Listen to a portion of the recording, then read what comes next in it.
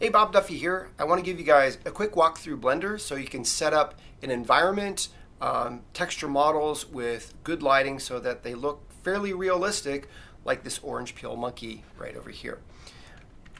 So the first thing I want to do, actually I don't need to switch over. I'm just going to go to Blender and do that. So this is going to create a new instance of Blender for me after I launched it. We're using 2.79, which is the latest version of Blender as of the time of this recording. A couple things you probably want to set up real quick under user preferences. You can, under the interface, you can change the resolution of things. I've got mine set to 1.75, which is blown out a little bit, just for the video purposes. But it's a nice thing that you can change the resolution. Under input, depending upon if you have a 3-button mouse or not, you can emulate one or choose your settings for 3D Studio Max or Maya if you like the way that the mouse works in those applications. Add-ons, great. There are thousands of add-ons for Blender, some from the community, some from Blender themselves. A lot of them just need to be turned on. Subsurface is something that I'm going to be doing a demo on. Whoops. And so you can see that's already here. Subsurface is included. So there are a lot of add-ons that add additional features and capabilities for Blender right off the bat. But one of the things you probably should do if you're going to try to render something and have it look nice, if you have a GPU, make sure you're using it and you've enabled it through the System tab here. So if it's selected to none, turn it on, and that is if you have a GPU. If you don't have a GPU, don't worry, you can work things just fine. Not a huge difference, but I'm just saying, if you have a GPU, you might as well use it. So save your settings. There you go. You can save it once, and then you don't have to go back and do anything else. Lots of different things. Blender can be super confusing for a lot of people because there's a lot going on. I hope to simplify that. Right on that, just go select the Cycles renderer. Don't leave it to its default. The Cycles renderer is going to use ray tracing to create things that look realistic, and most of us are working in a 3D editor because we want things to look real. So Cycles is the way to go. This is your viewport. You have many different viewports. There's a whole list of viewports. If this ever goes away or you don't know where your viewport is for your 3D editor, let's say that you're on a movie clip editor or something like that, you're like, oh, where'd my cube go? Just go back here, find a 3D view, find that cube icon, and you're back ready in business.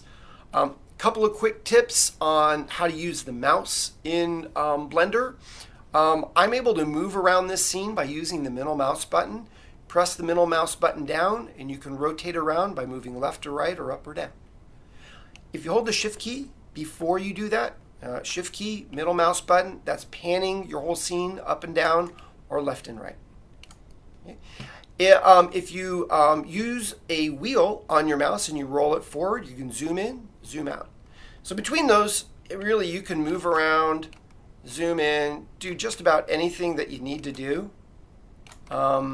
just with the mouse and the shift key. So it's pretty convenient.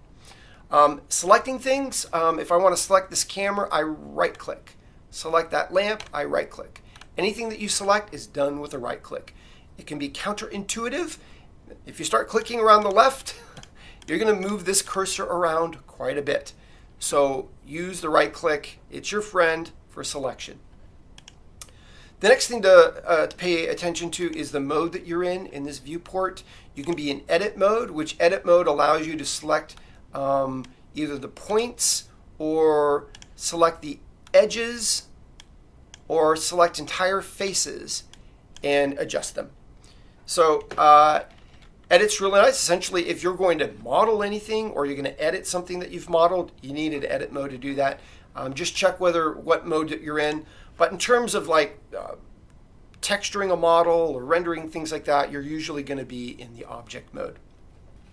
Now, as you've got a different preview shading right now. Right now, I'm just on the default solid view of this object.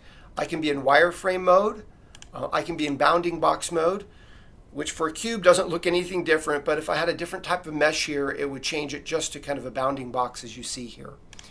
There's also looking at the object if you have textures on it, if you have materials, or rendered mode, which is using the real-time ray tracer in order to render this out. Now, this doesn't look good right now because we don't have lighting in an environment set up in order for it to properly calculate the light for this object, which is very key for this type of ray tracer. Over here, you've got some tools, translate, and you can constrain by hitting one of the axis keys. So if I hit Z, I'm moving or translating on the Z axis. If I translate again and I go to Y, I'm moving it on the Y. And that's true with all these rotate, scale, and everything else. You click them, select that axis that you're going to constrain it to, and you're ready to go. So tools are over here. On the right side, you have a list of your assets. So right here, I've got the cube selected, so you can see that's white. If I select this lamp, that gets selected. Okay, sorry about that. I had to step away because somebody was at the door. But anyways, I'm back. Again, you have your assets panel here, everything that you need to work with.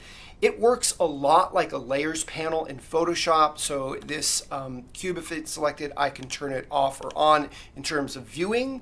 I can turn it off and on in terms of rendering. These are also hierarchical. You can have things grouped and you can move those things around. But essentially, it's a list of all your assets.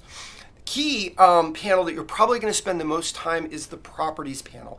Properties panel has certain features for certain items, like a lamp has a lamp feature, and the cube, which is a little bit different. I have different assets, like I can do modifiers to my cube. Shade, I can have my materials, I can have my textures, things like that. All of these items, no matter which one you're in, there are some that just are static. So things like your rendering settings are here. So the rendering settings are very important to make sure that you have a realistic scene rendered out and that you're using all the power of your PC. We selected GPU before. You're going to need to select it again here. If you want the GPU to be used in the processing of that render, you should select it, and that will add your GPU to it as well. You can select experimental features, but if you do, I would suggest that you save every now and again.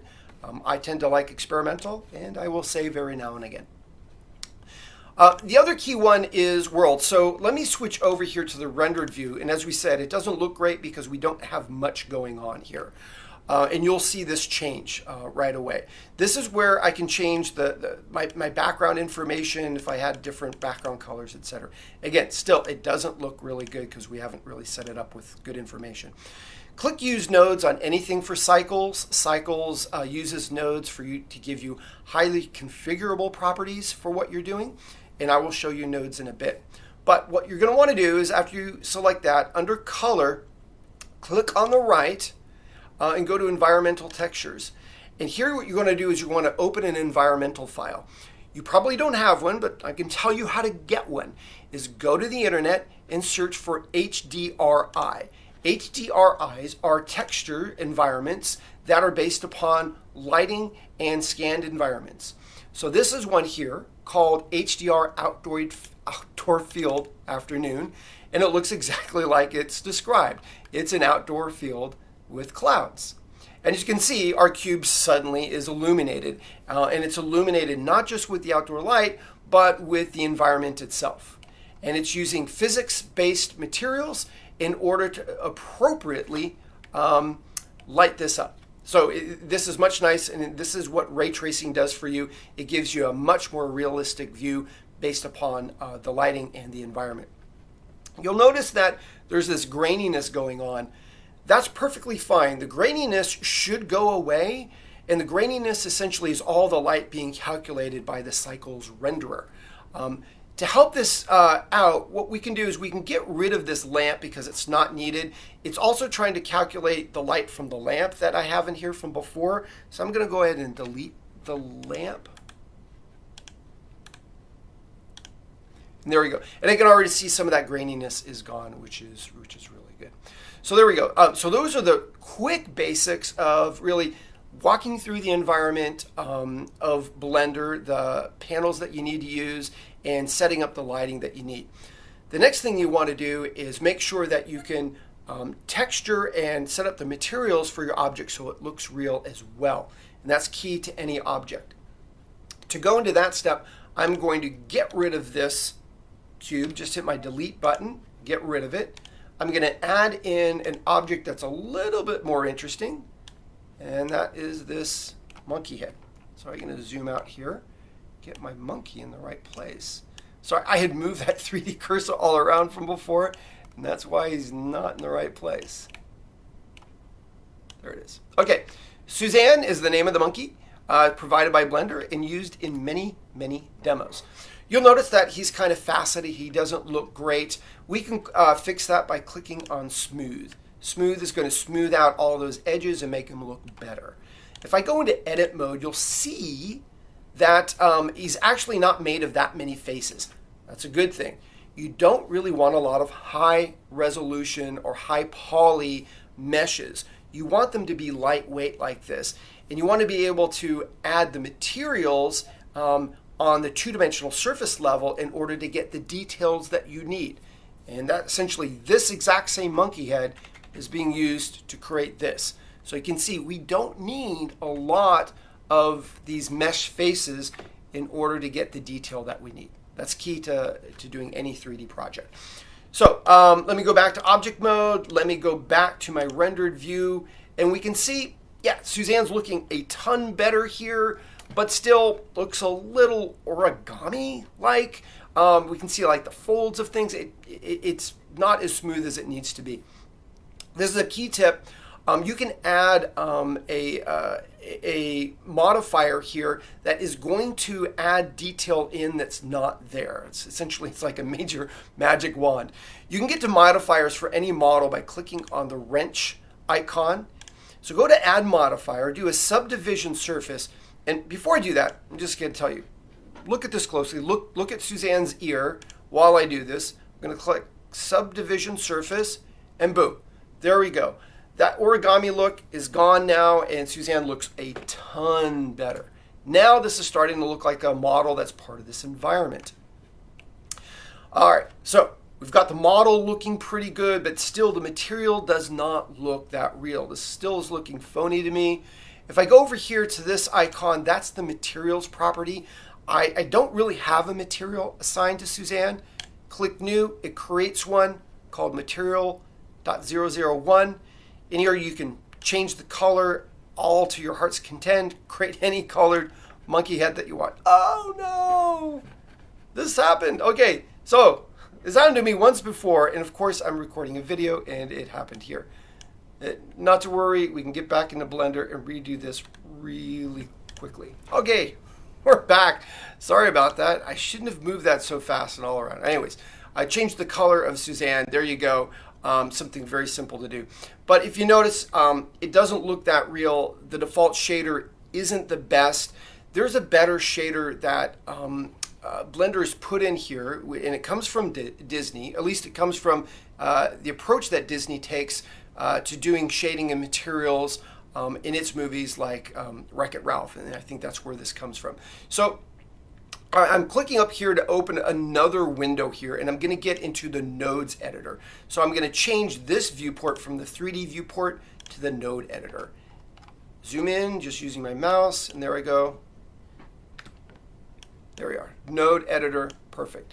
I'm going to add in a node called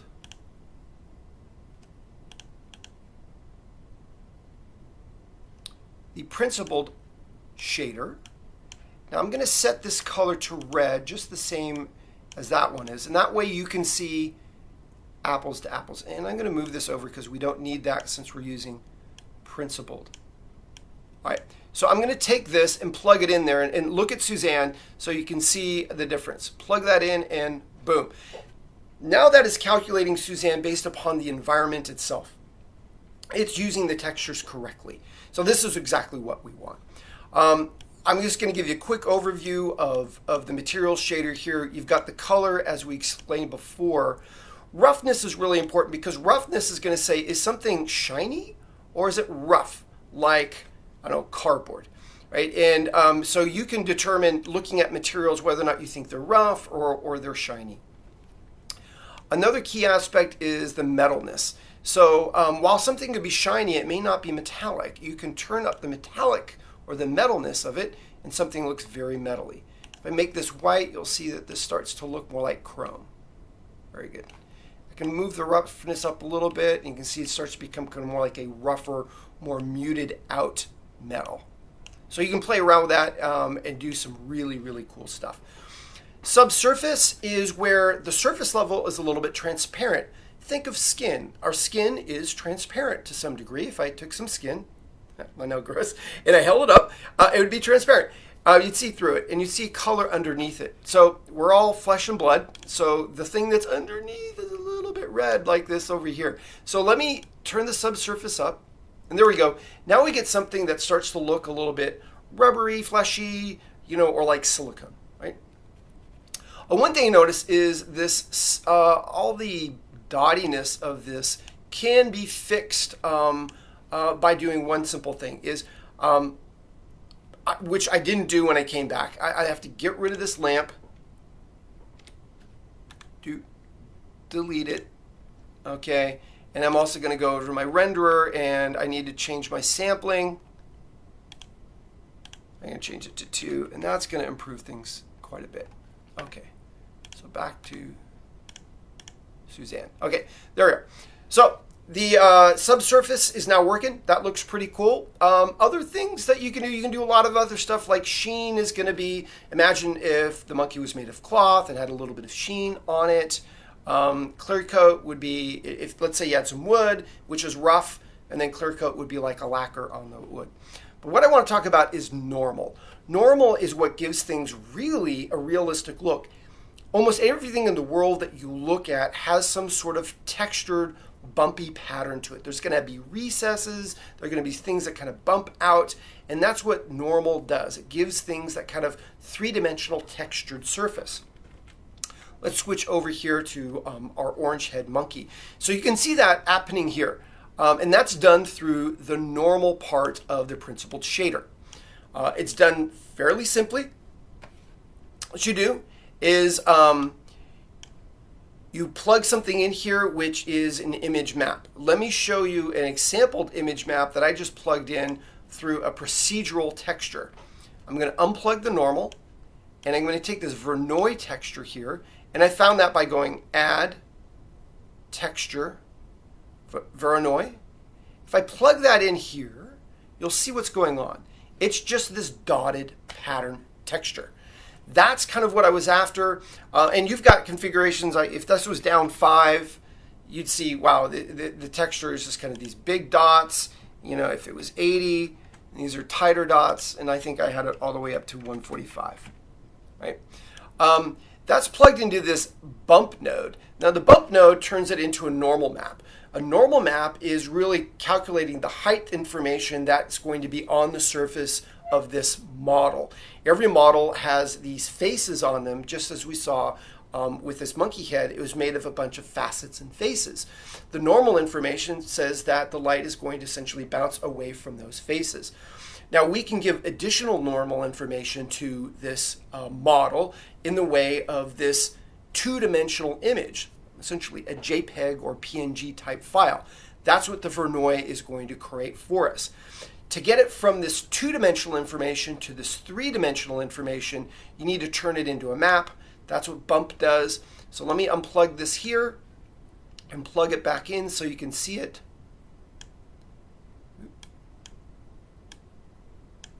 So there it is. So now I've got that texture. I have this invert in here because when I first plugged it in, I realized that it was inverted. So I added an invert node just by searching for it. It added invert, added in there, and it turned it into the right place in what I wanted. Now this bump has different configurations. I have it all the way up in strength. If I had it to 0.5, you'll see that it is much less recessed. Also, my distance is quite small, so if I had that, say, at 0.5, it's going to look a whole lot grainier, like that. It almost looks like Rice Krispies at that point.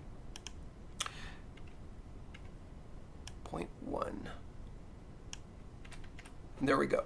All right, so that gives you an overview of essentially working in Blender, setting up your user preferences, using the mouse to navigate around, what the different panels do, how to set up environmental lighting, and then how to add the appropriate types of shaders, the material shaders, to make something look realistic. I hope you enjoyed that. I hope it gave you the information you need so that you can create realistic things using the Cycles renderer. So go off, learn from some amazing tutorials out there on Blender, and have some fun.